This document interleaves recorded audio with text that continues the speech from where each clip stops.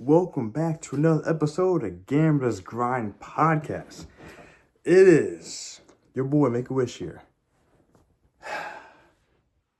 Ready to talk about some things. Oh my goodness. Did you see them games last night? I didn't even watch any of them at the moment. I followed one for like 2.5 quarters. Saw a lot of videos. Oh my goodness, that was ridiculous.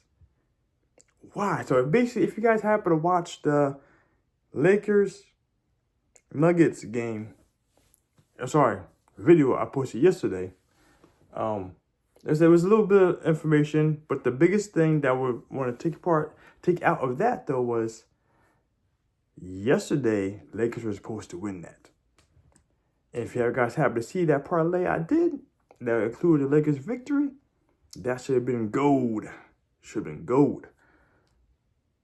However, the Nuggets came back at the end, which if you guys happen to catch that, like I happened to tell someone at my job who didn't decide to listen to me to hop in on the Nuggets when they were, they were coming back a little bit. I wish I did when they were down 20. But it was plus 440, 450. I said, yo, hop on that. Nuggets are down a little bit, and I think they're coming back. And they sure as hell did come back. Like they always do, especially at home. Tendencies, habits. I mean, that game came down to the wire, though. Like, that was a rough one. Like, I don't want to talk too much about that because they're not playing again tonight. They're playing again in 2 days, give or take. 2 days? Yeah, 2 days. And that's going to be fire. But I don't know. I don't know how to react from that. I don't know how the Lakers are done. Because that was a hell of a loss. After being up so much, and then it slipped through your fingertips, poppies. No. And then you guys see that Philly game. Oh my goodness. I didn't see that at all. I saw the highlights, the last like 4 or 5 minutes, basically. Oh my goodness, what a unexpected turn of events. Basically, again, the home teams all came out victorious again yesterday. So you play that parlay, home, you get that. I don't think, actually, yeah, it was that decent odds. I think the worst odds there were probably maybe not Nuggets, the Cavs Magic game. I'm rambling too much. Going to tonight's stuff, okay? So going to tonight's stuff, right? I guess, wow, also the Cavalier Magic game. If you guys, again, watch that video too, like I said, I'm not impressed at all from either side. Either side didn't let me down, and either side impressed me. I'm doing that. I was doing that series before it started. But it's fine, though. Like I said, guys, check it out. So getting into tonight, right? We have 3 games on the slate. I'm going to just do a little talking a little bit what's going on about the spreads and the over-unders, and get a little this, that, and third. I'm going to get too technical in right now because I'm prepping up for my bets as well. So I'm going to do a little eyeballing here myself. It's a little later than what I expected to be out here. But it's all right. It's fine, though. It's fine. First game on the chopping block, we had the Phoenix Suns. Again, away. Going to the Minnesota, or just still in Minnesota. Timberwolves home, you know what I'm saying? Home game, Minnesota. Game 2 of the series. You guys see it last time, what happened there. Nobody showed up except Kevin Durant. And the main person showed up, the star of the show, the star of the attraction with Anthony Edwards just popping off. Goodness, girl. You know what I'm saying? So this game going into it right now. This is, if you watch oh my goodness, the video like you talk about, I'm going to have a lot of cards coming up, I guess. So, like I said, but the video about the scheduling for very important information, this here is game number 2 with the Phoenix Suns playing away. Any adjustments that they made, any discrepancies they had the first game, they might be able to compensate for this game. Which, if they win this game going to home, they had the momentum, which helps a lot, all right? But right now, I'm surprised the numbers are this low. Like the 146 for the Minnesota Timberwolves and plus 124 Phoenix Suns. This is only FanDuel. Let me put it on again so I can give you some better numbers as of what time is it right now? It is Eastern time. I forgot. We're at 2:49 p.m. Yeah, negative 145 at Caesars. Is that Caesars? Yeah, Caesars. For Minnesota Timberwolves and plus 130 for Phoenix Suns on DraftKings. That's actually the best numbers right now. I mean, honestly, real quick information. Like I said, what you seen last time, I expect more of the same. Maybe Book might show up, make a few more shots because he didn't do much of anything last time. Bradley Beal was there. If he did a little better, helps with more support for Kevin Durant, that'd be great. You know what I'm saying? Not sure if that's gonna be the case or not, but that was a little discouraging for Kevin Durant because he was putting his all into it, and it's just him. So, because the defense is so great on the Timberwolves, I'm not going to talk about them being number one defense again for a while. Number one or top three for an entire season, basically. All right. They're going to do some more work here now. I expect more of the same. Everyone's in place. Actually, maybe check that schedule-wise. Grayson Allen may be down. He's game time decision. GTD. Kyle Anderson, I'm not sure if he matters or not for the Timberwolves, but he might. If he does, let me know in the comments below because I have no clue yet. Like I said, next year I'm having a lot more information in regards to my people and the roles they play and how significant they are. Because I learned a whole bunch this year. This is my first time actually really taking NBA sports betting super seriously. And yeah, hopefully by the end of the playoffs, I'm gonna have a lot more going on. In the meantime, though, I still hear some nice, good picks. Like I said, right now I still foresee the Timberwolves doing more of the same.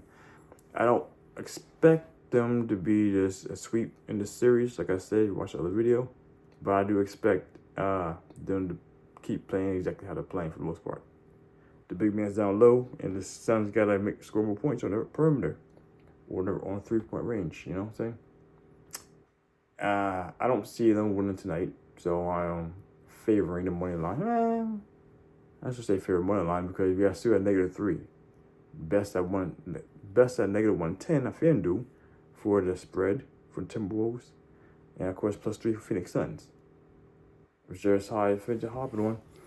I do expect a better performance from the Suns. I do expect a better performance because I know they're in the locker room getting chewed out right now, or last night or whatever it was, and so I expect it to be a little better. How close is it? +3 point difference? We shall see. I know they'll come up fire. I perceive that the first quarter is going to be higher scoring for Phoenix Suns this time. Hopefully, it actually start firing all cylinders. If not, at least the first half. First half probably at least 62 points. How it's going to be flaked out? Either going to be a heavy first quarter, or offensively, or make catch up second quarter. Either or. Timberwolves going to be Timberwolves paying the pace they pay at. No worry about that. Over under 210.5. As of right now, both teams have hit over 210.5 for majority of the time. And unfortunately, I don't want to look up past information. I guess I'm going to have to do it real quick. I want to hold you guys too up too much of my numbers, that kind of stuff. So the last game they did play was over 214. Total 215. So it did 210. But yeah, like I said, last game though was all Minnesota. Minnesota carried that torch for the over. They carried it by themselves. It's 120-95. Sorry. So I mean, I still foresee the overhitting. But I expect more of actual scoring possibilities from the Phoenix Suns this time. So that much I do see. So the over, I'm actually leaning towards that too. So finalizing this real quick, I'm going to end up right there with I'm expecting this series to go 2-0 Timberwolves. I mean, since I need to make a video about the odds, the -110 to 145, depending on how comfortable you feel. If you don't feel the Timberwolves going to be covering the -3, then you moneyline that. But the percent of both prices are still relatively low, that's not a bad deal per se, because you're at 145. Any more than that, which gets a little too iffy in regards to not getting a proper value for your bets. And that's the issue when you're doing straight bets. Parlays, though, so right here, you use a quick parlay from 1 to negative 145 and over to 10.5. I expect that to happen. Even though the defense is so heavy for the Minnesota Timberwolves, I don't expect both teams to not go under 100 again. I don't expect that. Sorry about that. That was definitely needed. On to the next thing. Indiana Pacers at the Milwaukee Bucks. Oh boy. Like I said, talk about this a little bit. The last game, I did not expect the Pacers to not bring any pace. The Milwaukee Bucks, they did slow down a little bit. I mean, they tend to slow down a lot more when you have Giannis on the court, because he's kind of, steamrolling everything, and the ball focuses more through him, per se. But if I'm on the court, because right now, he should be out for another few games. Oh, no, I'm sorry. They actually have him right now listed as a GTD, game time decision. So he could be in tonight. And if you guys listen to that video I did about this a couple days ago, if Giannis comes back in the game, especially today, I'm expecting the Pacers to win. I expect the Pacers to come back and take over the series if Giannis comes back in the game. Not saying, no, that Giannis is going to hold the team back or not score points. He's going to do his thing. But, again, 4-1 regular season. This playoff, things are different. The defense is tougher. But I don't foresee the Indiana Pacers actually putting all the weight for scoring and rebounding and defense on Pascal Siakam again. I actually expect the things to be a little more evened out, or Halliburton to do a little more ball handling and or scoring this time, because he only shot like 7 shots last game, which that's been the trend. Like I said, Halliburton has not been shooting like he was when they were scoring 135 points a game. All right, he stopped shooting a while back. Like, was that right before or right after the was it the All-Star game? It was one of those key moments. I know. Around the time I think I got Pascal Siakam back in, that's when he started slowing down right before that.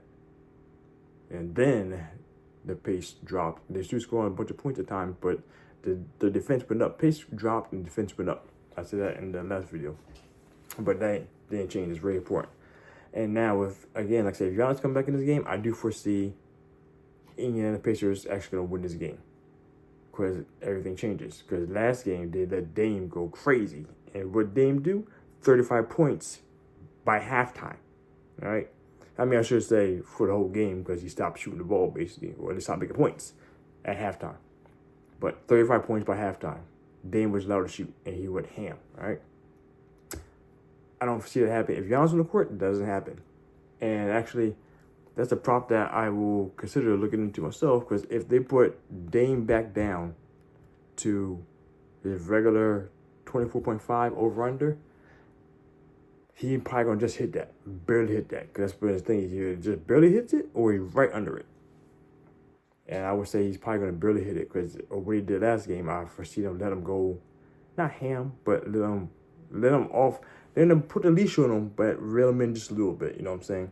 So he's not biting people on the sidewalk, he biting people who come to the mailbox post, you know what I'm saying? So it's like a 5 feet difference. That's going to be a difference there.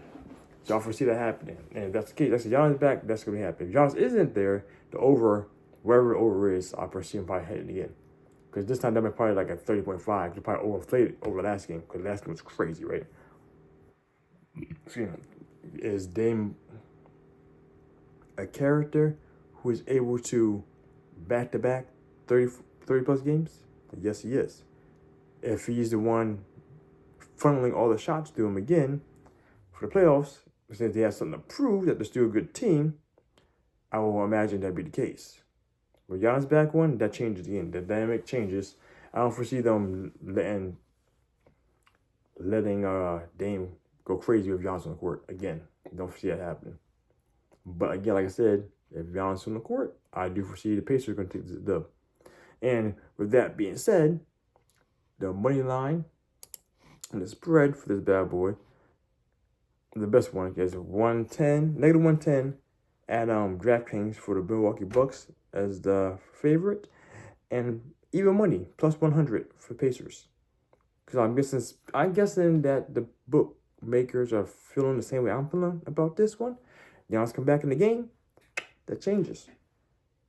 You know what I'm saying? Because I think Giannis was Giannis was out last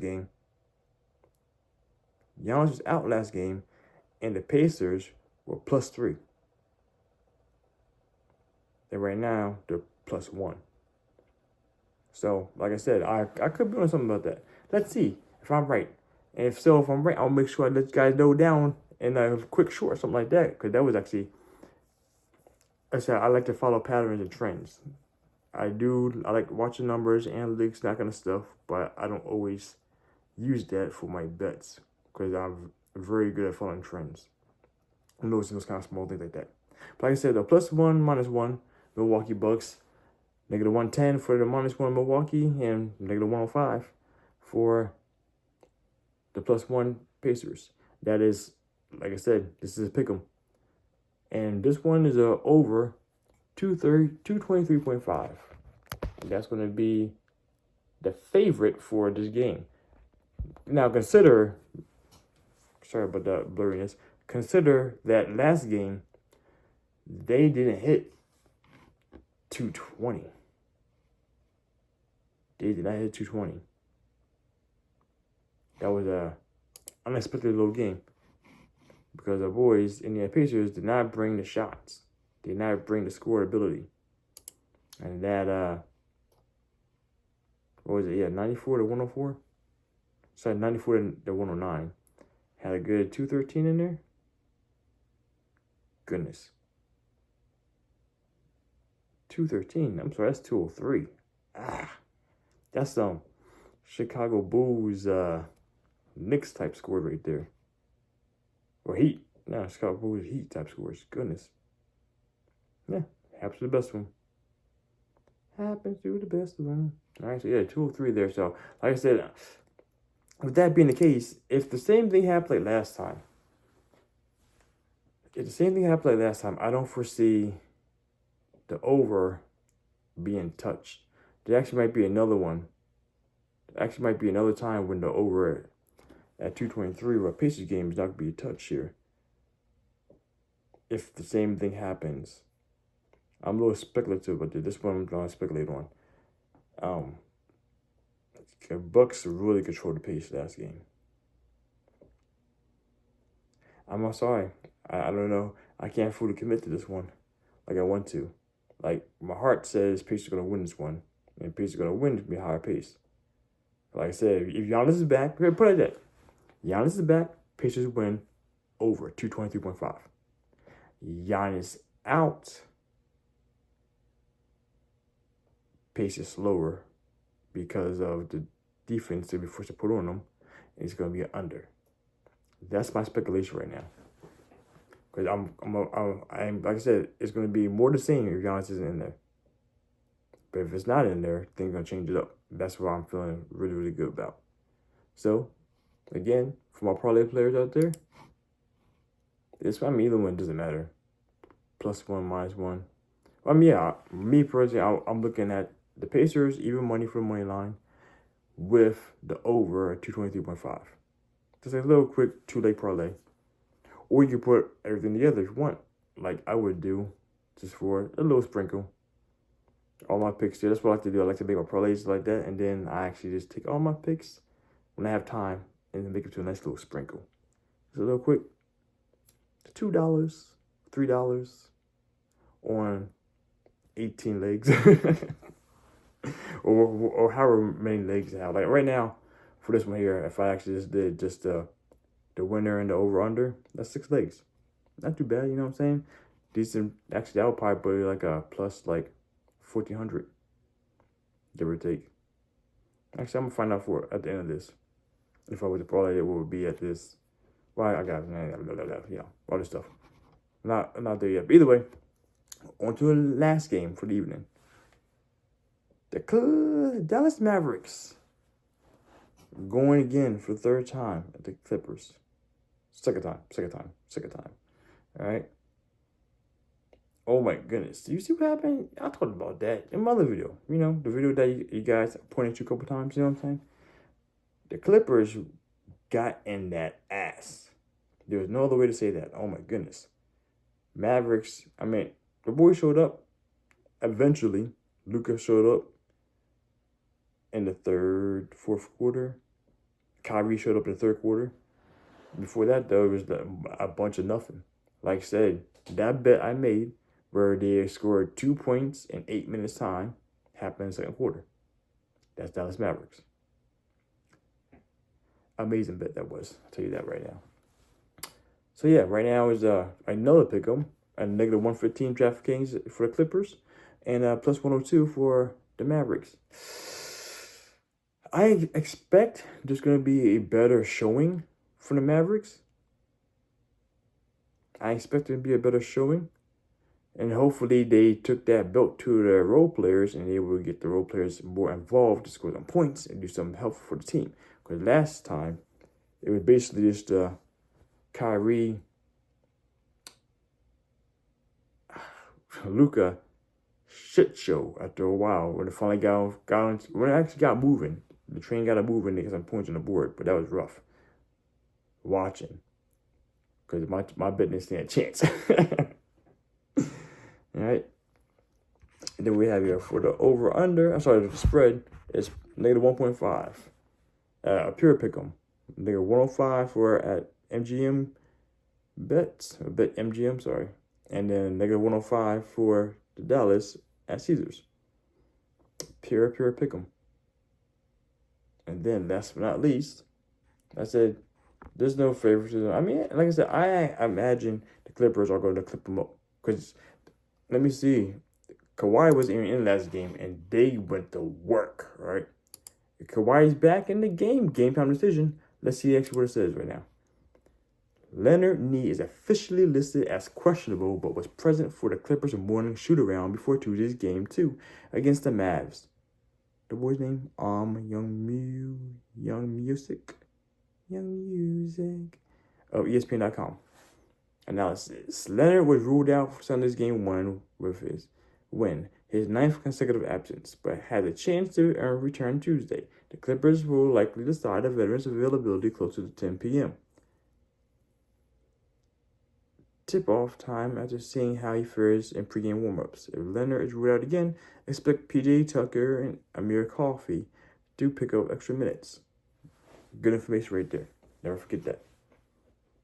But yeah, like I said, he wasn't in last game, and Mavs got decimated, like purely decimated, right?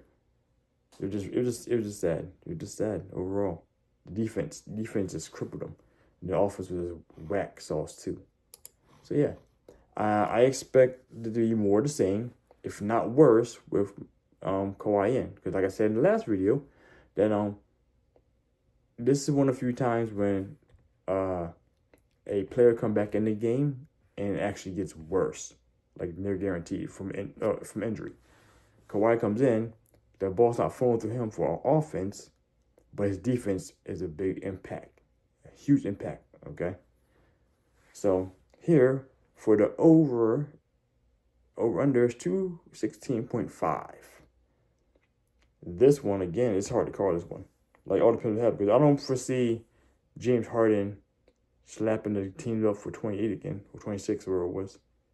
I don't foresee that happening. But I can see all four of them getting pulling 20 and the bench pulling like another 10 to 15 each themselves. So that will actually put about 105 points. Will Mavericks be able to keep up this time and hold things down? I imagine, I want to say this going to be at least, this should be over. They should be at least to 210. Regardless of the defense. Because they learned a bunch last game and they're going to make adjustments and take it from there. So at 216.5, I do feel like they'll be more offensively situated. Is this a triple-double game for Luka? I can't say. I don't really count on rebounds from him right now. Double-double, yes. Triple-double? Who knows? If you guys want to bet that, it's on you. I think it's like a plus like 280 right now, give or take. Because competition is stiff right now, down low. For the assists and the rebounds, all the good job with that. But yeah, just because I do, because like I said, every game is not a game worth betting. Like I said before, you always bet for bigger bets or better bets, and you always got to force anything. But one thing I like to do, especially for my parlays, is I don't force when I do research, I don't force the bets of my straight bets, which I'll explain that to you if those are later if you guys don't know. But for my parlays though, I don't really stress too much about the parlays. When I make my picks, I have an idea I'm leaning towards, and when it's time to cuff them up, I parlay them up. That's it. So Clippers, like I said, I feel the Clippers are going to win again. And if the Mavericks win, it's going to be at home. Maybe not the first game, but definitely the second game. They're at least going to win one game at home. I see that happening for the Mavs. Instead of right there, though, and honestly, just a situation where if I'm going to bet, I would definitely bet the Clippers spread negative 1.5 at 105, at negative 105, because the Clippers win again. It's not gonna be a close game. It's gonna be at least by 7-8 point spread difference in either direction. Either they're gonna win by 8 or lose by 8, something like that, depending on who's really doing what come third quarter crunch time, third and fourth quarter crunch time. All right. And then the over-under, what I said that was 216.5. Yeah, I can see them.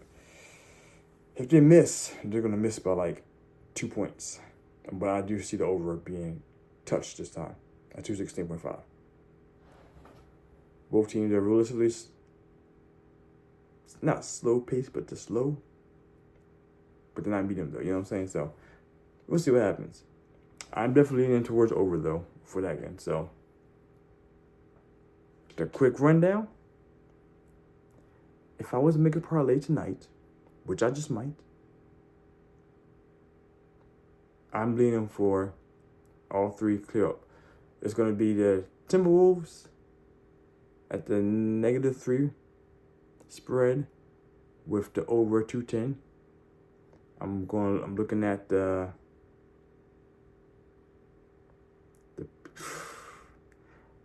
I'm expecting Giannis to play. So I'm going to pull the trigger. I mean, I could wait till later on towards closer to game time for that. But right now, if I made it right now, it's going to be Pacers money line at even money at 223.5 over. I see that being the case because they're going to lead the charge. And I expect the Clippers to win at least a -1.5 with the over. So, you heard it here first. If you like it, let me know in the comments below.